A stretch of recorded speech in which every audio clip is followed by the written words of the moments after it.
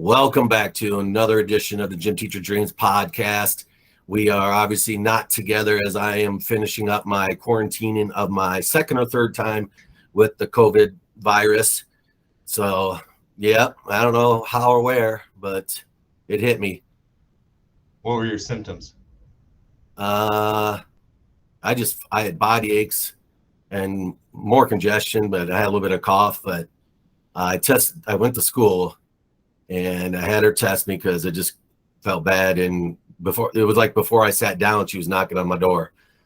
Yeah, that being the nurse anyway. So, and then Heather got Heather so many tested she's positive Friday.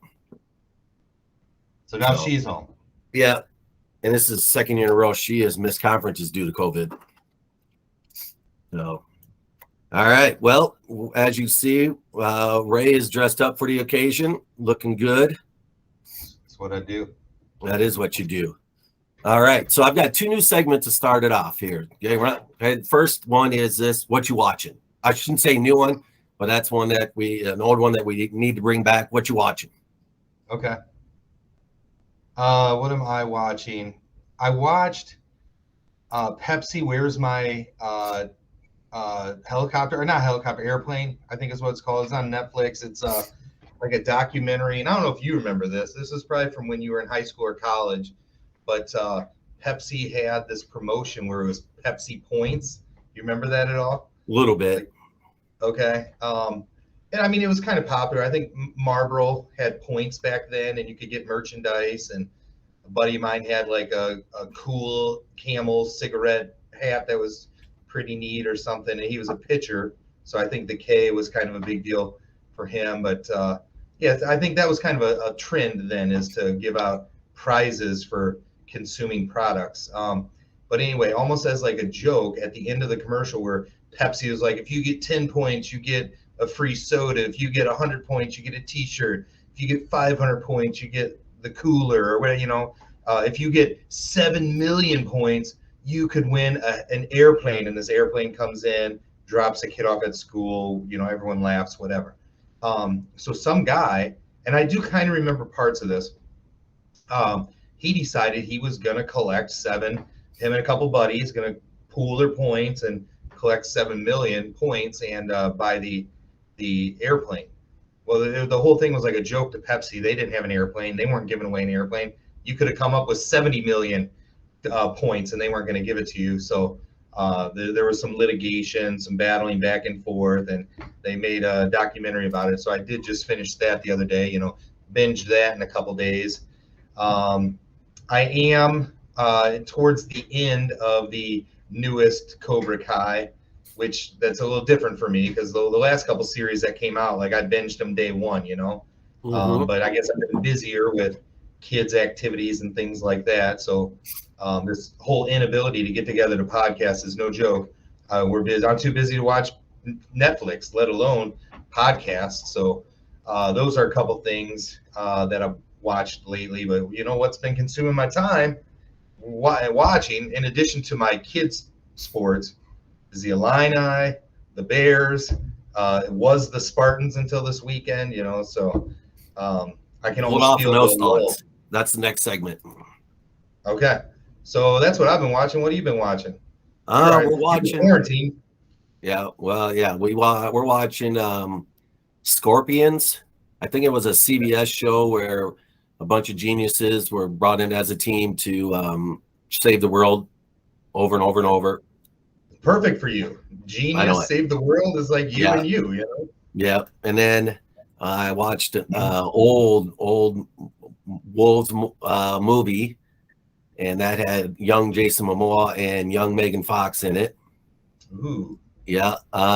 Let's see here. How young Megan Fox? Maybe I shouldn't be oohing. I don't know. Not that young. Not that young where you can't ooh. Okay. Yes. She was working at a bar. She owned her own bar, so you're safe. Okay. Let's see here. What else?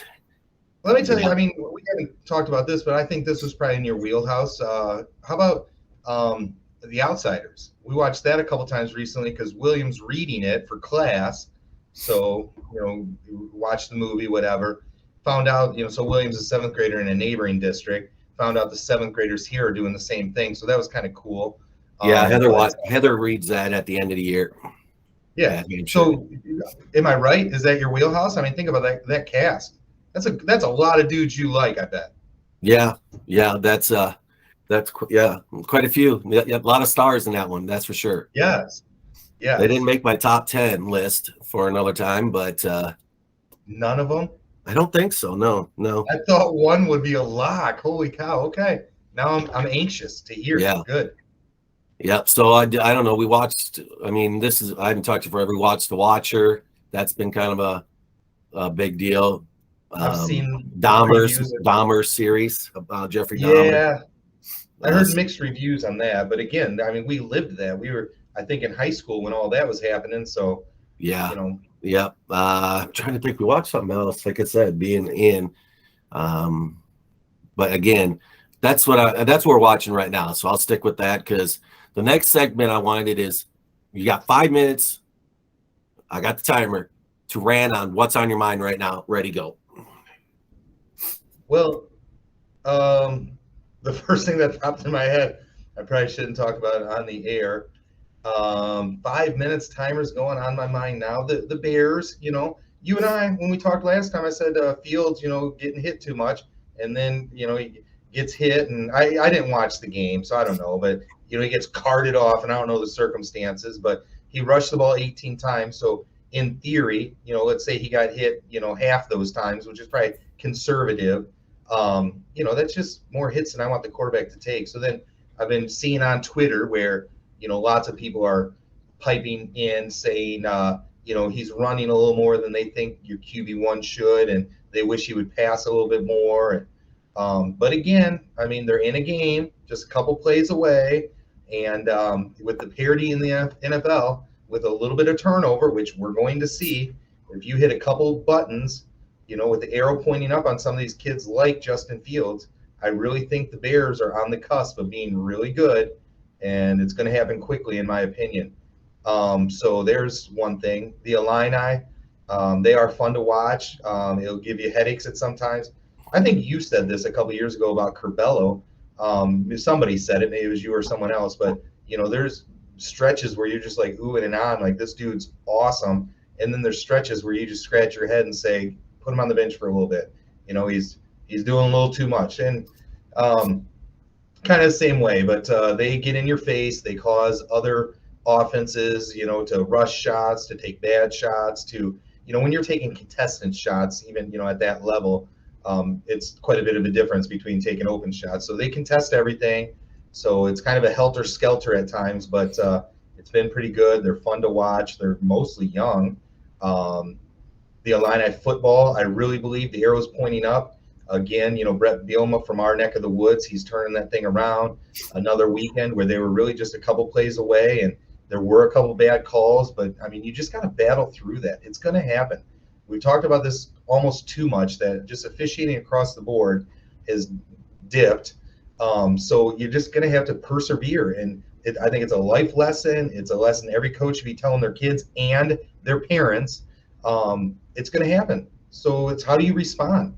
You know, battle through it, persevere. I will say, though, you know, although I've been saying officiating has taken a dive, you know, so Williams wrestling, and we get some of the same dudes over and over and over again, but it's been good. Wrestling, officiating has been solid. Okay, so props to junior high officials in the area, wrestling officials who do a real nice job. And I think the same thing for Jonathan. You know, he's been doing some volleyball, and for the most part, that's been good. And I told you, and you knew this, which I was surprised, that the like supplemental officials are the players who are like waiting to play. And you know, sometimes they miss a couple, sometimes they don't, but for the most part, it's been good. You don't get the wily parents, you don't get the Ryan Piccolottis of the world going nuts on officials and players and coaches and stuff like that. So it's really been a good experience, you know, and whatever. Maybe I've been in the wrong sports for too long. Maybe football and baseball and basketball weren't where it's at. Maybe I was fighting a losing battle the whole time. I don't know. But I don't know. What am I at? It's got to be close to 5 minutes. 3.5. 3.5. What else? The weather. Now, we're getting old. Ryan. I mean, I'm not going to sugarcoat this. You and I were getting old, okay? And for the last like decade, every year has gotten a little bit worse. And I think it also kind of coincided with my in-laws moving to Florida, and then I have some family that moved down to like Tennessee, Kentucky area. And when you go down there and the weather's a little nicer, when you come back to Illinois and experience that winter, and when the winter drags on, into the spring and you're like, just get over with. I hate winter and cold weather more and more every year. And it's no different right now. We got like a 70-degree day like 2 weeks ago in November, mid-November. And then a couple days later, it's 25. Feels like 7. It was and cold. It was cold. It went right to the bones. That was no fun. So that's another rant currently. Man, I probably shouldn't do this, but I've been getting hit up by my sister and my mom indirectly about getting like, Christmas stuff organized and stuff. Dude, we're Thanksgiving hasn't happened yet. What are they, Walmart all of a sudden? Mom, Donna, are you guys Walmart now? You're getting Christmas in front of Thanksgiving? Am I in the wrong here? Am I the bad guy? I'm not thinking about Christmas yet. Budgeting. They want to get the gifts over. They don't want to shop. They want to get the gifts over. They want to know what's going on. What happened to Black Friday? 2, 2, 1. Cyber Monday or Tuesday. Time's up. 5 minutes. Time's up. Thank you. I was probably going to get in trouble at home. Yes. Oh. All right. Here's my 5 minutes. You were too nice. I'm ranting. This is my rants. Do I need a timer? One. I started, but if you want one. It was the Piccolotti Thanksgiving yesterday that Heather and I couldn't go to. Missed all that good food. Haven't got to see the family. Yeah, didn't get to see the family. Not happy about it. Listen, I mean, the family's great, but what about your mom's peanut butter pie? Didn't get any. She didn't even send it. I don't even know if she made it. I didn't even ask. So that's, yeah. Everyone else enjoyed it. Yeah, so that's 1. 2, the Bears. Yeah. Okay, well, with the things with Fields, I watched the game, and he was holding his hamstring for a while, right? Last possession of the game, what did they do? They run 2 running plays after he hasn't ran the ball, which he could have multiple times throughout the second half, but obviously he didn't want to because someone was bothering him, right? Instead of tucking and running, he was looking to throw him. All right, well, then they run 2 quarterback runs into the short side of the field where he can't go anywhere. Anyway, and then he got hit, got tripped up on a play and fell, and that's when he hurt his shoulder. But there's no one open. If they a lot of times, when they show the play from the behind, and I don't see any. Not they're behind, from behind. Oh, even worse. Okay, they're just, and then what do you trade for Claypool if you're not going to involve him? That's a second-round pick. A high second-round pick. It's basically high second-round pick, and he had 1 reception until the end. I mean, he's nowhere to be found. Okay, so that's what are you doing? He has to learn the offense. Here you go, throw the ball to him. He's 6'5". Yeah. Gosh. And all right, 3, Illini football. I know what you said about the officials, but that's bull. The more and more, you got the people who think that this thing is rigged. I'm starting to believe it more and more. That pass interference at the end, that guy was like a Mack truck running over our 2 guys before the ball was caught. Well, and the other thing, right in front of the line judge. He was pushing also, so it was like kind of mutual interference, kind of. Now I get 1 play, but that was 4th down. Once, at the end of the game, and on that play, his knee was down. Yeah. I mean, officials, what are you watching? The 2 most important, the person with the ball, and then where the ball's going to, and you miss that. It's just every time. I don't want to feel bad for the line. I know it was me because they had their chance. If they could have got a first down on that last drive, it's over. Or their last 2 drives, maybe even their 3, it's over. But they couldn't do it. They've struggled with that. There's been a couple games where they just need a 4th quarter drive, a first down or 2, game over, and they can't get it.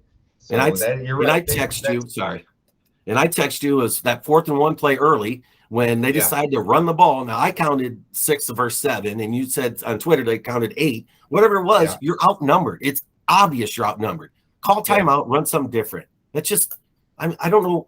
Some of these people are way smarter than us, supposedly as a coach. They make it way too complicated. Well, and on that level of they're smarter than us, and they're smarter than me, whatever. But you go into that with 2 plays. If we outnumber them, you run this. If they outnumber us in the box, you run that. I mean, at that level, Big Ten football, you have that. You know what I mean? Yeah. So I agree with you for the most part. Yeah. So that's that. And then the Illini basketball, I think they're good. I mean, what's his name? Shannon was unbelievable game 1 against the UCLA. He was horrible against Virginia. The whole team took nothing but bad shots in last 4 minutes. They just didn't. They rushed everything. They'll be fine. But yeah, they're fun to watch. But they did against a really good defensive team. Obviously, Virginia. They took a lot of contested jump shots. And as you said earlier, I don't care who you are. If you're shooting contested jump shots, you're going to make some, but for the most part, you're going to miss. Yeah. All right. And they got to find a way to get danger zone in more and maybe less Meyer, because Meyer ain't doing squat. I know it's your 5 minutes, but I want to ask a question related to that. And it's kind of twofold. I mean, again, these people are way smarter than me. Philosophically, I don't know, but Danger looks better than Meyer. Okay, so yes, I agree with you there. And Epps looks like he should be playing a little bit more, and maybe Sincere also, but for defensive. But a lot of tweets have been out there where they say, why do you have to start the same 5 in the second half as you start the game with them? I'm guessing, you know, what you hear a lot, and I'm sure you believe this, it's more important who you finish with than who you start with. But, I mean, it seems to be an unwritten rule. Why does someone like Meyer start the second half when it looks like Dange is being a little bit more effective, or Epps is being a little bit more effective offensively, or whatever? Yeah, Melendez, he ain't making crap. And then as good as Hawkins shot first game against UCLA, that he shot that poorly. So we can't be so inconsistent. But then you got to find the hot shooters. All right. If Epps is a guy making shots, I keep feeding them.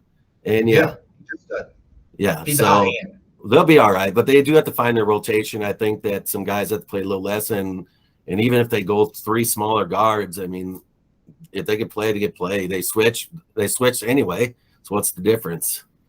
Well, and you say smaller guards. I think and we kind of touched on this a little bit last episode, but how there was such turnover in the transfer portal and how they are recruiting and hitting the transfer portal to make a run in the NCAA tournament, not necessarily the Big Ten tournament, but they got big guards and long guards. So when you say they go small, it's really not that small. That's right. Right.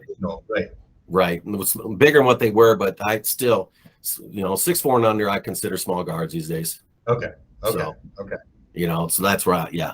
But then they put Shannon at the 4, and they can be quick as snot with those 3, Harris, Epps, and Sky, and then Shannon and Hawkeye. Speaking of being quick, there were a couple times against UCLA where they got that ball and got out and got in fast break, and I was like, holy cow. I remember like Derrick Rose, at high school being like lightning quick, probably in college too, but it reminded me a little bit of that. It was like zero, Yeah. My last thing is Christmas. As much as I've told you before, I hate Christmas, setting up Christmas lights. I don't know why. I just do. I feel bad about it, but it just is what it is. But Heather's got the tree up today, and we'll have to finish up putting some things on later. But our tree's up, talking about before Thanksgiving. So our tree is up. Gets it up, and then we get the lights out. We get the lights up when it's warm. So when it was like 70, we've really put a lot. We barely put anything outside anymore. But we're gonna do our porch. Put some stuff on our porch probably here this week, since it's supposed to be a little warmer. Probably tomorrow, maybe tonight. We'll see how much time we have. Good luck with that. So that's 5 minutes. All right. So as we prepared for this show, just like professionals, we prepared. So we got 2 times. As long as we got time, is 1. It is Bear season, and so we picked our top 10 all-time Bears. My list is a little longer than 10. I'm still trying to narrow it down, but as we talk, I'll get it. Okay. Well, we're starting at number 10. Oh my goodness. All right. You can't start at 1. It's got to be. You're right. It makes too much sense. Well, let's see. It was a little more difficult for me than I thought it would be. So I'll start. Number 10. Agree. Number 10 for me. The first receiver of the Bears I thought was good. I don't know if he was or not, but he ran really fast, really fast. Willie Gault, number 10. All right. He was on my original list. Did not quite make the cut after the fact, but for similar reasons, and he was exciting for a young kid. You know, I was like, 12 years old or whatever when the Bears, 85 Bears and stuff like that. A little younger than that, but whatever. And yeah, Willie Gault, he was your stretch the field guy kind of before that was like a thing. So no, I like him. Good dude. Just run fast. My number 10, I liked him because we share a similar name, and he was his versatility was something he was sort of known for. Raymond Harris, the ultra back. You remember that? Yes. And he was built pretty nicely too. And for a young kid to see someone that's just jacked, you're like, oh, I like that. I want to be that when I grow up. I didn't quite make it, but Well, you did at one point when you took first. that's right. That's fact. Uh-huh. Yeah. Yep. All right. Number 9 for me. It's kind of a what's the word use? I'll just say Matsui, fullback. Yeah. Penn State. See, and I felt as I was making the list, I'm like, you and I got to be on the same page a little bit on some of these because, it was a similar era, and the Bears were the monsters of the Midway back then. So, yeah, he originally, when it was like 57 dudes I wrote down to begin with, and then I started paring it down. Yeah. Matsui, and when you're mixing it up back there with Walter Payton, it's almost like the Scottie Pippen, Michael Jordan thing, Yep. My number 9, really my 7, 8, 9 could have been mixed a little bit, but Leslie Frazier. And, I've mentioned him before on the podcast. Leslie Frazier, first of all, I guess maybe I appreciate him more after his playing career as, first a Christian and then a coach. But his story, he was like in his prime during the Super Bowl, and they're up by like 35, and they run a reverse kickoff or punt. I think it was a return punt. They try a reverse, no need to do it, unnecessary. And he gets the reverse, gets tackled, tears his knee, never plays again. So, I mean, you kind of feel bad for a dude like that, but he went into coaching, coached at the University of Illinois for a short time, still coaching now. Just all around good dude. Coached at up there in Deerfield at oh my goodness, why am I drawing? Trinity International. So yeah, local guy, relatively local anyway. The ties. Leslie Frazier, number 9. All right. Number 8. Number 35 from the University of Florida, Neil Anderson. Yep, Neil, he just missed the cut for me. I liked him too, again, because our era, he followed the guy, Walter, did a nice job. It was not Walter. Yeah. And he was a guy, if I remember right, he was a 3-down back. You don't see that all the time anymore, right? He was a talented kid. So yeah, I like Neil, but he did not make my top 10. Number 8 for me, Devin Hester. Special dude. I think he should be first ballot Hall of Famer. There's a lot of talk right now. Is he going in? Is he not? He changed the game. He revolutionized it. Teams plan differently, do things differently because of Devin Hester. To me, that kind of person set records in the return game. I don't care if he couldn't play DB or receiver or anything else. He belongs in the Hall of Fame, in my opinion. Exciting. Agreed. Yeah. He's honorable mention for me. He's number 11. Okay. All right. Number 7, he's moving up fast. Justin Fields. Okay. I probably overlooked some of the more modern dudes. Like I know. In terms of recent, I like David Montgomery. He made my initial list, but Justin didn't. I just overlooked this year, I guess. I don't know, but he is good. My opinion on him has changed from 6 months ago till now, even 3 months ago till now. The arrow's pointing up. I think we build around him. The Bears are going to be fine, but he didn't quite make my list.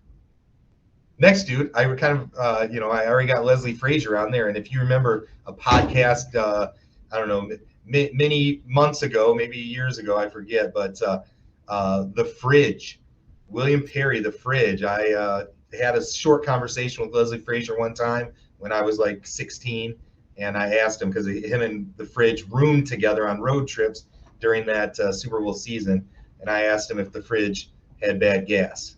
And he chuckled and said, I don't remember him having gas, so he must have been all right. Yep, I do remember I that had story. bad gas. I had belly issues, so I figured maybe everybody who was a lineman had belly issues. I don't know. Yeah. All right, number 6, Dennis McKinnon. Just All love right. that guy. This is kind of funny. I thought as I was making my list, I felt like I was a little heavy on the O-line, D-line, and now I feel like maybe you're going to be a little bit heavy in the skill guy. Well, I got So no offensive lineman or well, defensive that's lineman. Nope, got none. my next pick. Number 6 is the '85 Bears offensive line: Covert, Van Horn, All of them, love Horst, it. Thayer, and Hilgendorf. I about said Hilgenberg. That's a Clinton, Iowa name, but Hilgendorf. What? It's Hildenberg. No, Hilgendorf is the Iowa name. Yeah, Hilgenberg is Jay Hilgenberg. yeah. There were Hilgendorfs probably about your age. They were really good athletes over there in Clinton. All right, so the whole line. There you go. That takes some pressure off you then. It kind of does, yeah. Top 5. Number 5 for me.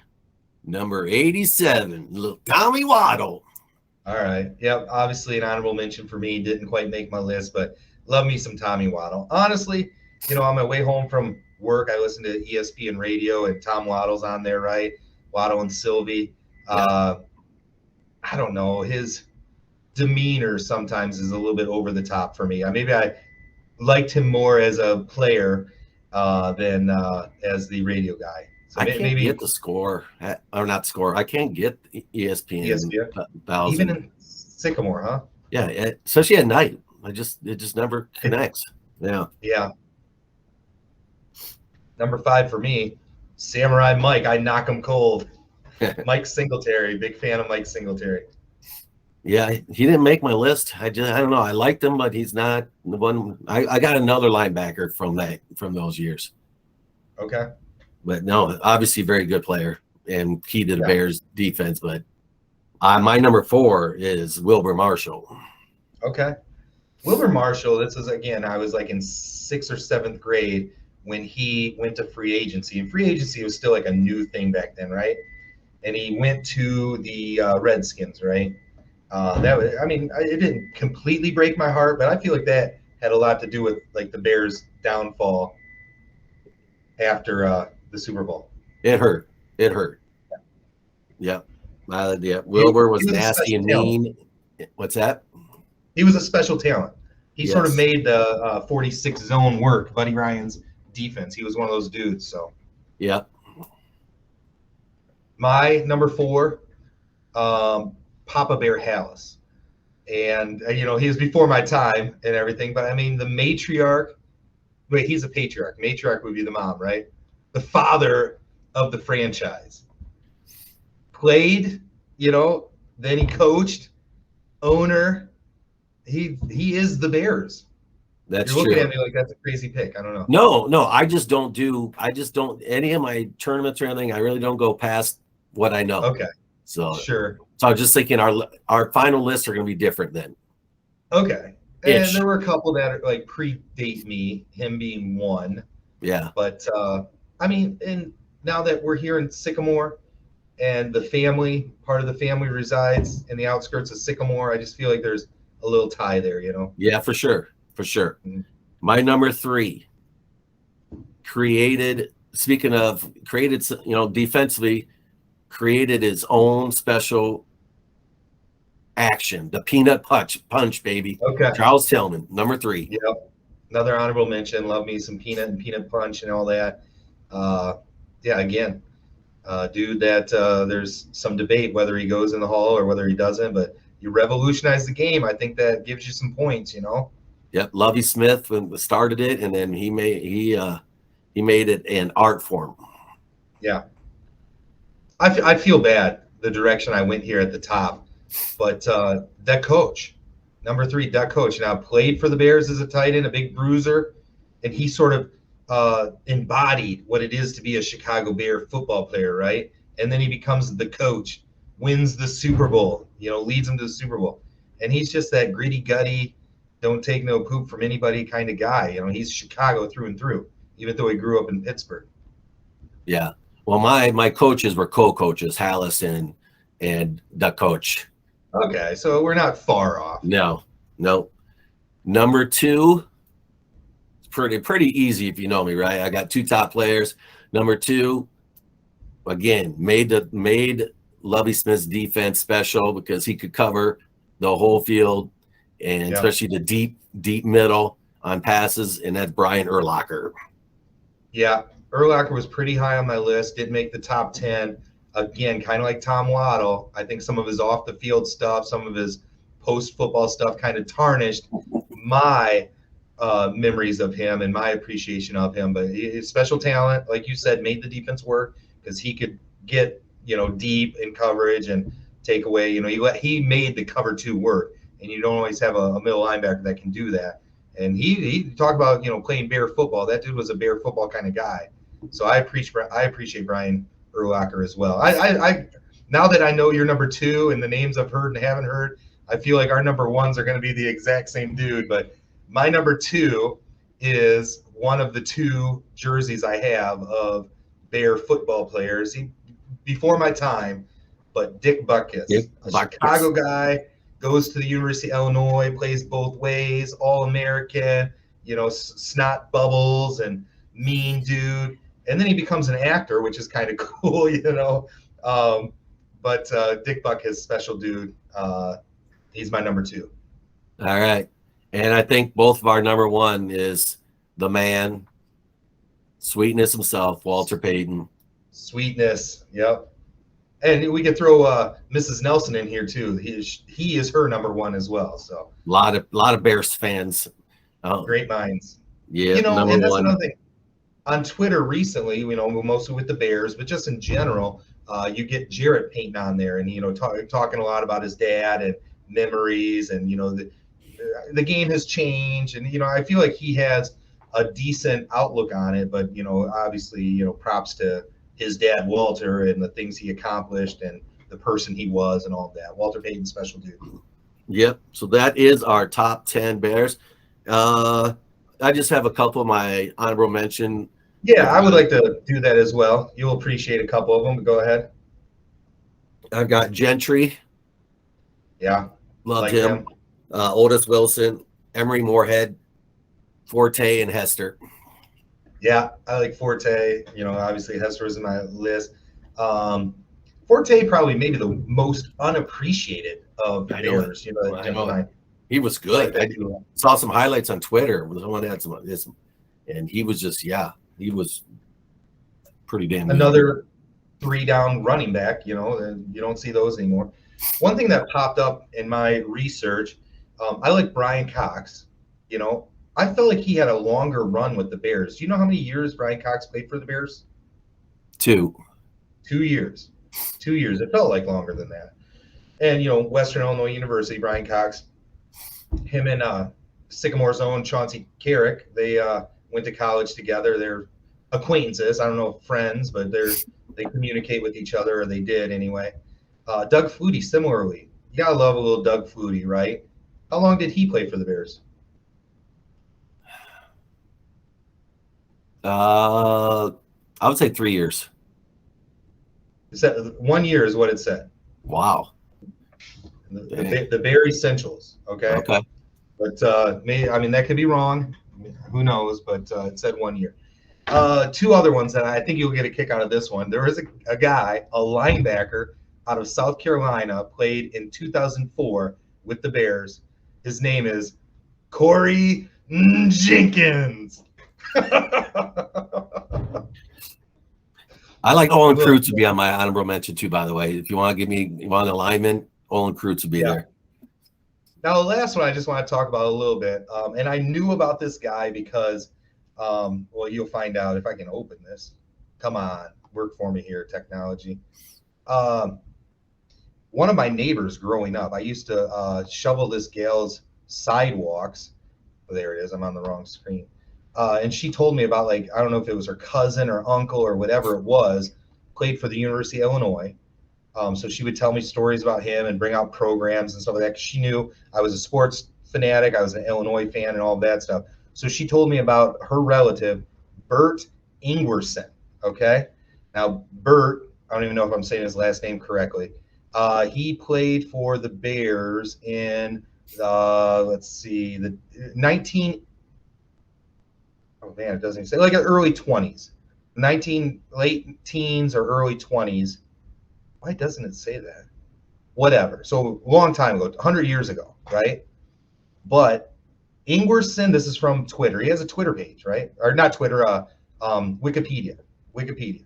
Ingerson was born in Bryant, Iowa, a suburb of Clinton, Iowa. I Apparently, there's suburbs of Clinton, Iowa. Bryant, thought that was Iowa. Comanche. But Sorry. his parents and he moved across the river to Fulton, Illinois, when he was in grade school. His high school team did not compete in football. He played across the river for Clinton High School.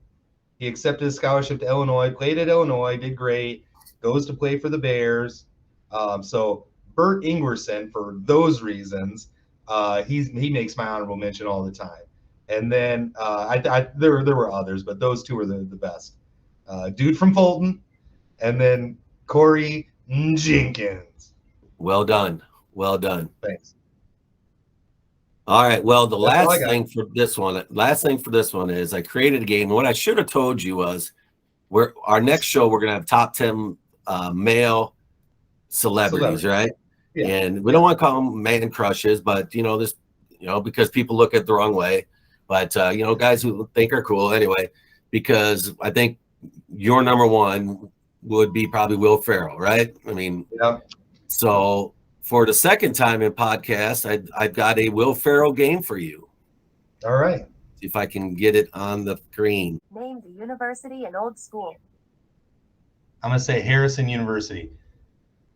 Harrison University. Ding, ding, ding, ding. There you go. See, I knew it. Number one. It was my One for fantasy one. football team several years ago.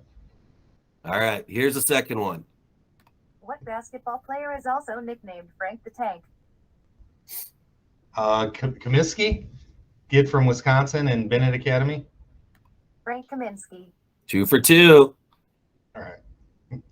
Chaz Michael's skating partner's name in Blades of Glory. That's a good one. Oh my goodness.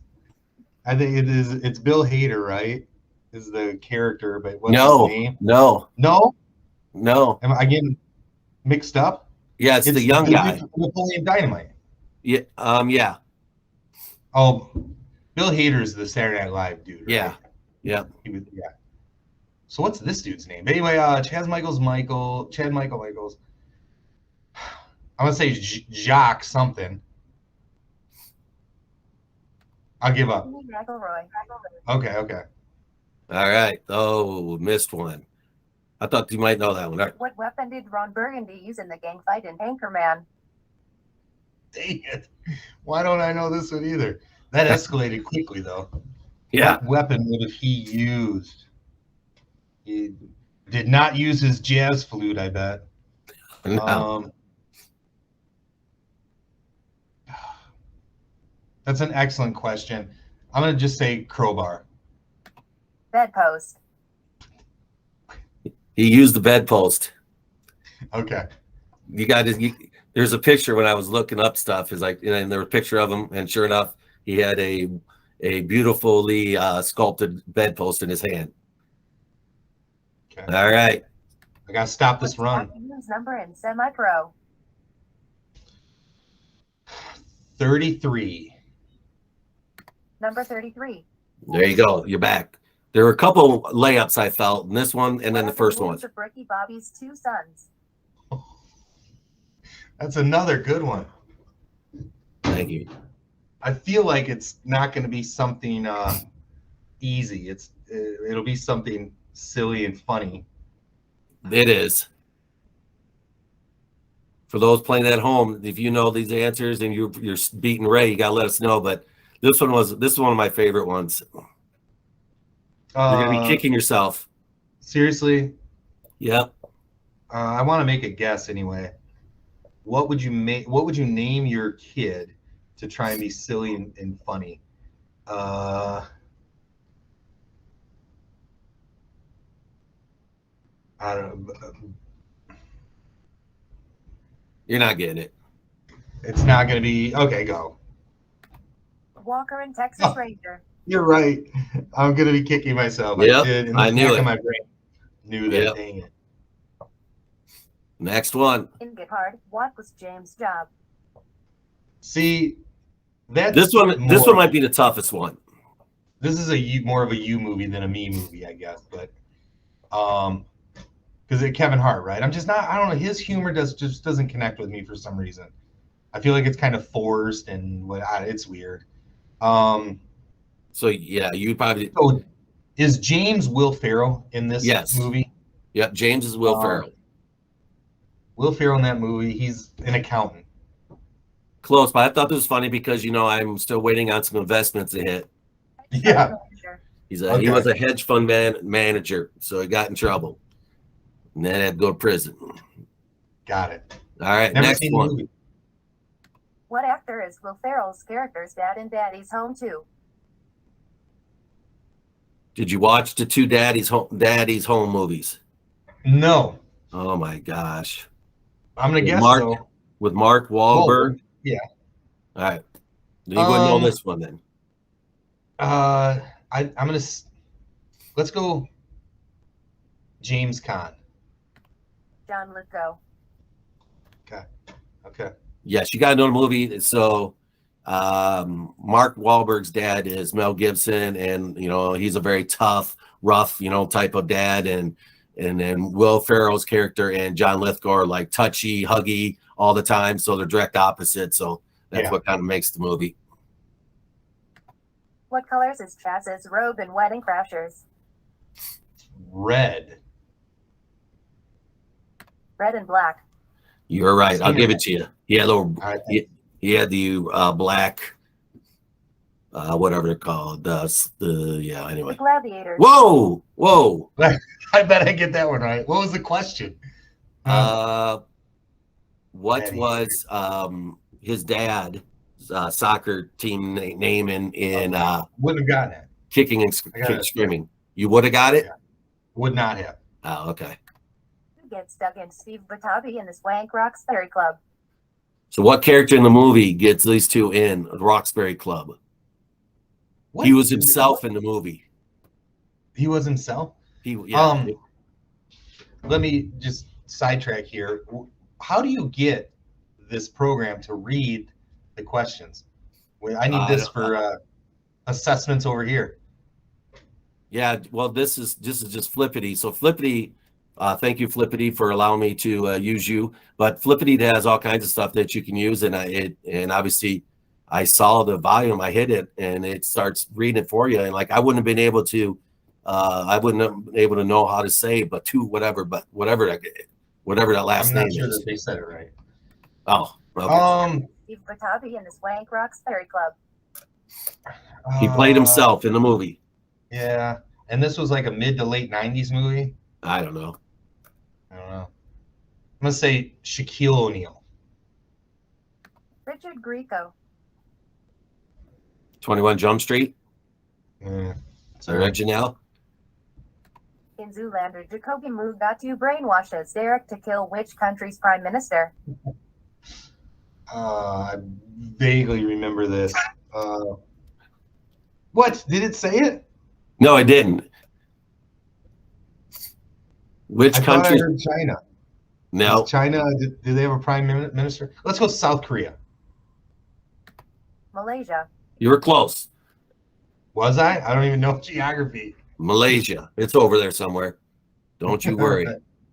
That's what we should have the geography questions. I think so. A different show. Which actor is not in the campaign? Jason Sudeikis, Dylan McDermott, Dan Aykroyd, Dana Carvey. Sorry, I'm trying to adjust my screens here because I want to see who that Richard Grieco guy is. Did you watch the original 21 Jump Street? No. Well, yeah, he was one of the stars in that. He looks a little bit familiar. He must have been in some other things. So which actor is not in the campaign, which I have not seen? Oh, well, that doesn't help either. The campaign. That's with Zach. what's his Efron? name? No. Galifianakis. Galifianakis or whatever. Yeah. Yeah. I feel like Jason Sudeikis or whatever would have been in it. Man, Dylan McDermott seems like a stretch, but it's so like these people to tie in like the old comedians like Dan Aykroyd, Dana Carvey. So I am gonna say Dylan McDermott. Dylan McDermott. But it's also like these people to find a role for someone like that to get a laugh out of the public. Well, Dylan But McDermott is finally, one of my favorite characters from Young Guns. He was Dirty Steve. So, Okay. but Dana Carvey. Dana Carvey was not on the campaign. I'm mad at myself. I think I'm getting an F on this, by the way. What is Derek's wife's name in Step Brothers? Derek's wife, the one Yep. that he's standing up. Yep. Brother. Doug. He's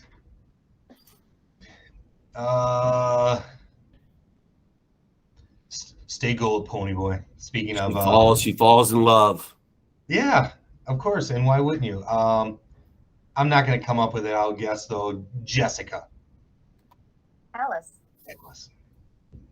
This might be the I got a last couple one. letters, What right? animal does Terry Hoyts call himself and the other guys? I'm a peacock. You gotta let me fly. Speaking of watch, I watched that by myself also over my break. Peacock. Name That's one it? That is it. in old school. All right, nicely done.